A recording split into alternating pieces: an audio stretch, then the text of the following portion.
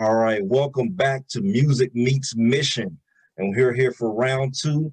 And I just want to, introduce. It's a privilege and an honor, first and foremost, not because necessarily what we're going to get into, but I just want to let y'all know this is my honorary auntie, y'all. Okay, she's basically family. She's known me since I've known myself, and she's known my mother. Shout out to Ron Haley as well. Okay. But everybody, let's give a round of applause for Terri Barnes, the founder and president of the Nia Project, KC. Give it up, give it up. Welcome, Auntie Terri.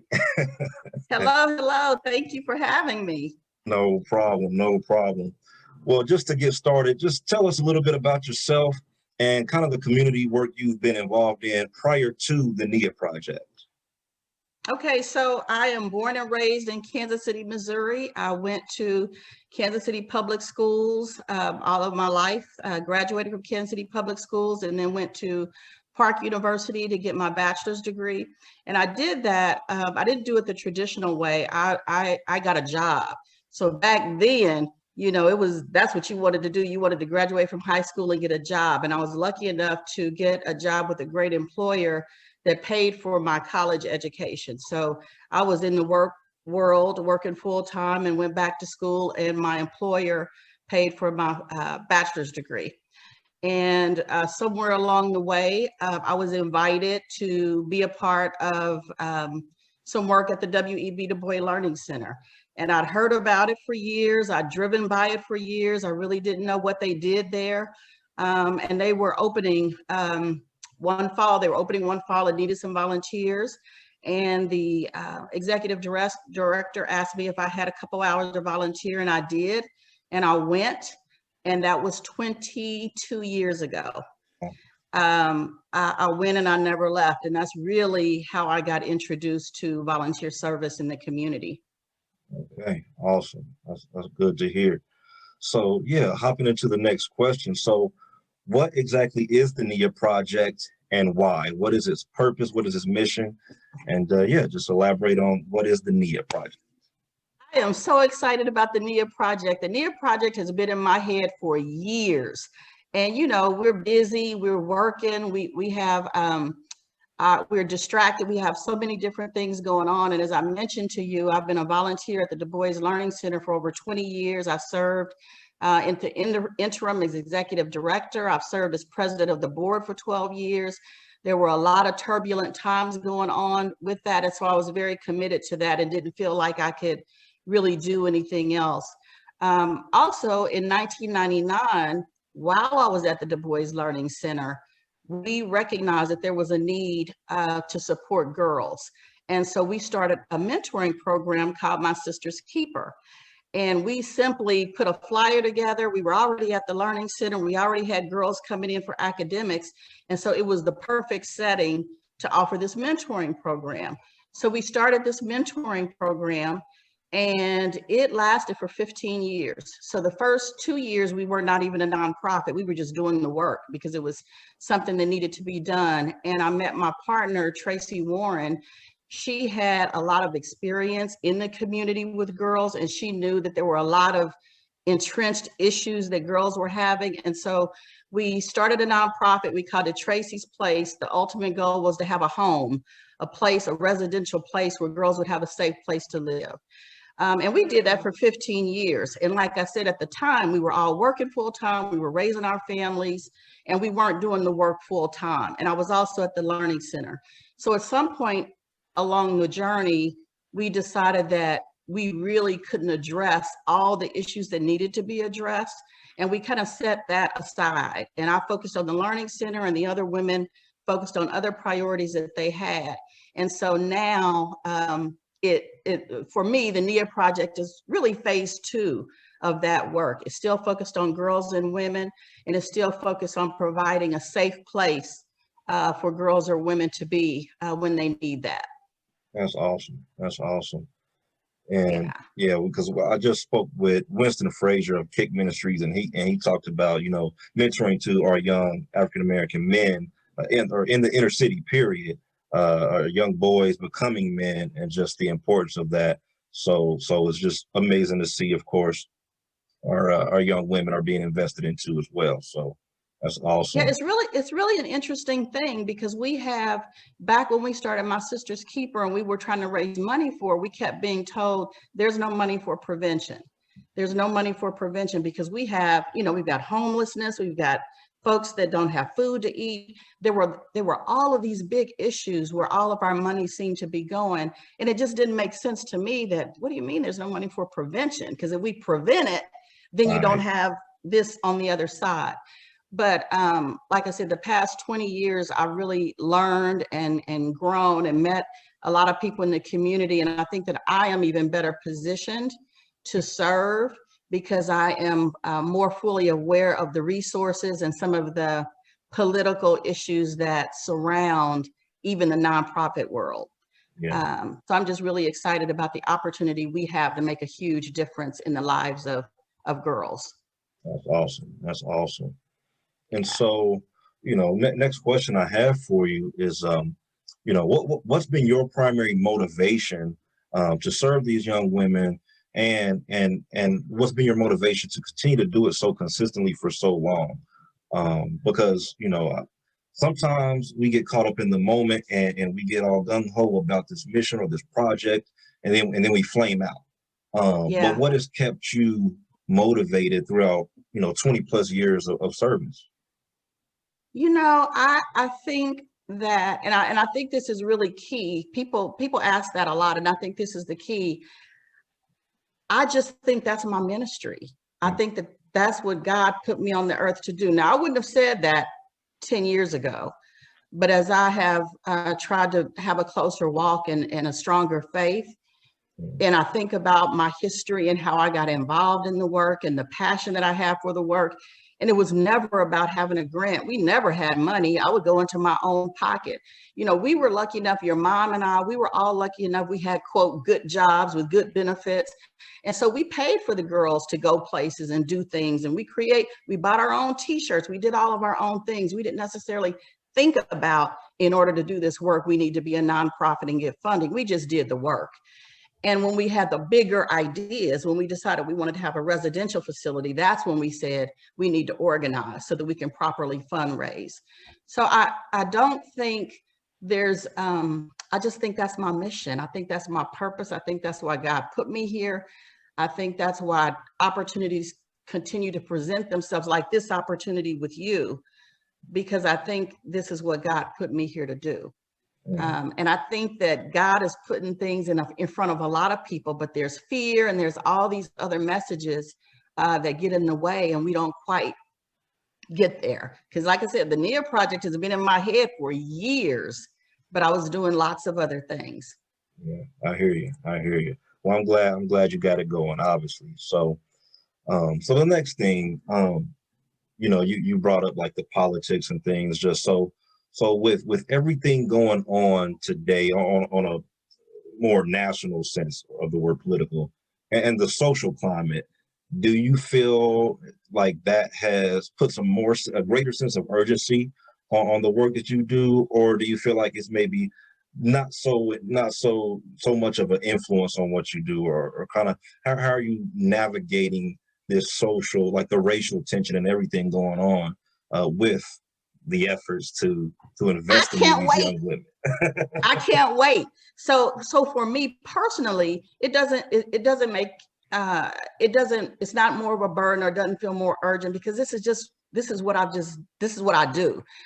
But boy, all of that flashpoint in our country with George Floyd that opened the floodgates to this awareness that the world is not fair and there's racism and there's inequality. So for me, it has made the work, I don't want to say easier, but people are open to the idea that things have not always been fair. So what can we do to right the wrong? So my belief is we probably won't get the same responses that there's no money for prevention. People now recognize that school systems and school districts and neighborhoods and housing and playgrounds, things were not created fairly for brown and Black people.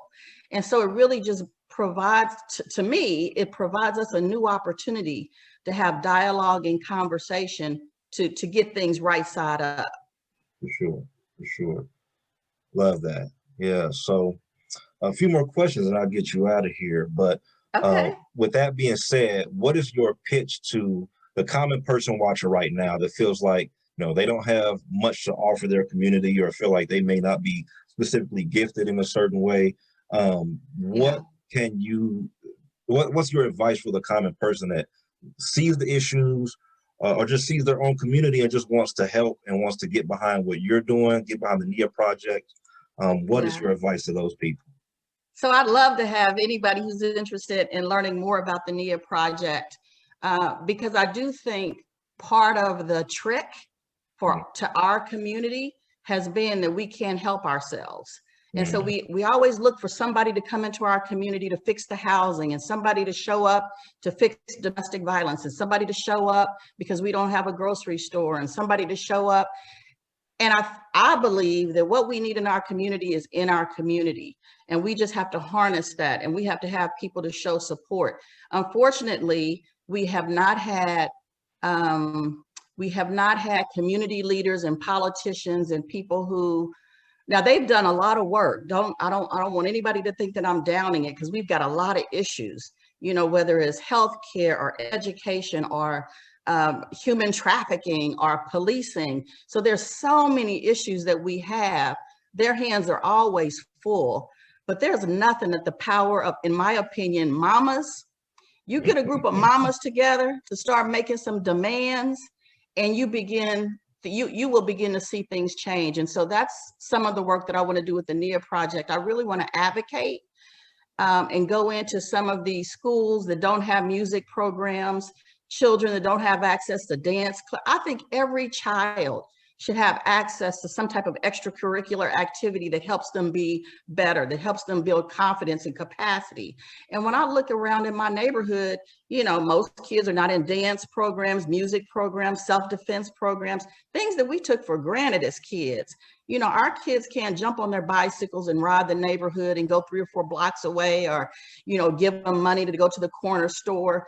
They don't have the same experiences that we had. So we have to be more intentional about creating opportunities for them to learn and grow and relate to people. And to me, that's missing. And with COVID and this whole year of Zoom learning, if we are not being proactive to come in and help our children, Lord, help us.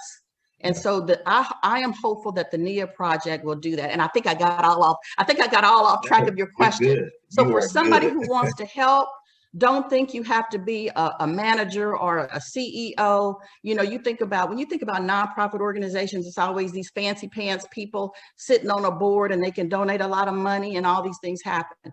But for the people who are doing the real work in the community, what I learned, these are these people who are on the blocks. It's the lady selling candy for a nickel or 25 cents. She knows who all the kids are. She's providing peanut butter and jelly sandwiches, and she's doing it all out of her own pocket. So the Nia Project is looking for people who sew, who used to be a plumber, who used to be the cafeteria line lady, somebody who can make phone calls. If you know how to change oil in a car, there's a workshop to teach young people how to change oil in a car. You know how to change a flat tire? There's a workshop where we can show young people how to change a flat tire. But we bought into this whole idea that we don't have anything to offer. And we have everything to offer that our young people need. We just have to harness it and make it available. And that's really what I want to do with the Nia Project. We're going to do lots, and that's why it's called the Nia Project. This year we might be changing tires. Next year we might be building a house. Yeah. We want to create experiences that allow these young people an opportunity to really engage and relate, and think of how they can be great. So if you have a farm, if you've got horses, there's something that you can give back, and I want to take you up on that. That is awesome. I mean, it goes without saying. I mean, I was so interested in this, when I was thinking about, organizations I could try to partner with, and I'm thinking about these national organizations, and I'm like, hold on, I know somebody right here in Kansas City, and this is the time for girl power too, especially Black Girl Magic, all of that. Let's do absolutely. it. So, I have to tell you, I'm sorry, I don't want to interrupt you, but I have to tell you, I was thinking about Amanda Gorman. Everybody's talking about Amanda Gorman and her beautiful poem that she did at the inauguration. And I give her all of that credit. She was incredible. But when I look at Amanda Gorman, the first thing that I think about is there's probably 20 Amanda Gormans right here in this neighborhood and community. Yeah. I don't want to say that because I think Amanda's pretty special. But there are probably there are young people in our community that can be the gymnasts. I mean, when you drive around the neighborhood, you see kids flipping off the front porch into the mattress. Ain't never had training, not afraid, and they just do it. So can you imagine if we had a gymnastics studio that could really build those skills? And so that's what the Nia Project is about. There are kids and adults who are in our community that are really positioned to do great things, but our community is not providing that kind of support. And that's the kind of work that I really want to dig into. That's awesome once again. And tell the people, what is the website for the Nia Project where they can learn more? The Nia Project, it is the Nia Project KC. So NIAPROJECT KC.org. Nia and you can go to the website and read more about us, reach out to us. I'd love to talk to any individual or group. We had a big plan to have a summer school, an 8-week summer school program this summer, but COVID has really kind of thrown a wrench into that. And we don't want to offer something on Zoom again for kids who are already Zoomed out. So we are making some shifts and adjustments to come up with another experiential project that we can get these young people engaged in and get them involved. For sure. Well, hey, thank you again for just coming in and sharing about the Nia Project.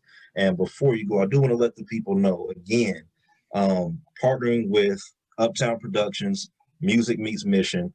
My next EP is available on Bandcamp. Now, listen, if you buy or purchase the album on Bandcamp for a minimum of $5, but you can go up as high as you want. You can set the price anything $5 or above. If you go on Bandcamp, link provided below, link in the description, 100% of that money will go towards either the Nia Project KC or Kick Ministries. So that's one simple way you can get involved. And like I said before with Winston, if you don't trust me, go directly to the Nia Project KC.org, see how you can volunteer, see if you can donate that way. And it's not just about the money. We need your prayers and your support. That's right. And if nothing else, spread the word. If nothing else, spread the word. Right. So thank you again, Auntie Terri. Ryan, thank you so much for the huge opportunity in this platform. And I know that great things are going to happen for you because you are thinking about, even in the work that you do, you're thinking about how you can serve and give back to the community. So I know great things are going to happen for you. Well, I appreciate it. God bless. People have invested in me and just trying to do the same. So that's what it's all about. So, all right. Well, God bless. Peace. Thank you so much. Music Meets Mission. Y'all have a good one. All right. All right.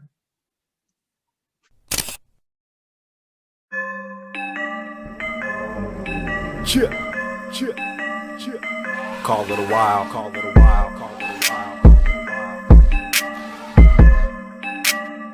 Go something like this. Yo drip, yo swag, you fresh, they mad, but they don't know your story, boy, just stay up in your bag. I said yo walk, yo style, yo talk, yo smile, your life is different now since you've been caught about the wild. Yo drip, yo swag, you fresh, they mad, but they don't know your story, girl, just stay up in your bag. I said yo walk, yo style, yo talk, yo smile, your life is different now since you've been caught about the wild. Remember them days when life was a haze, you didn't know left from right. Something was blinding you, something inside of you knew there was more to life. More than the jewelry and cars, more than the smoking and folk in the bars, more than the chasing relations with Nathans that's leaving you empty and vacant like Mars. Then over time, you kept shooting like in overtime. Now you know it was only God.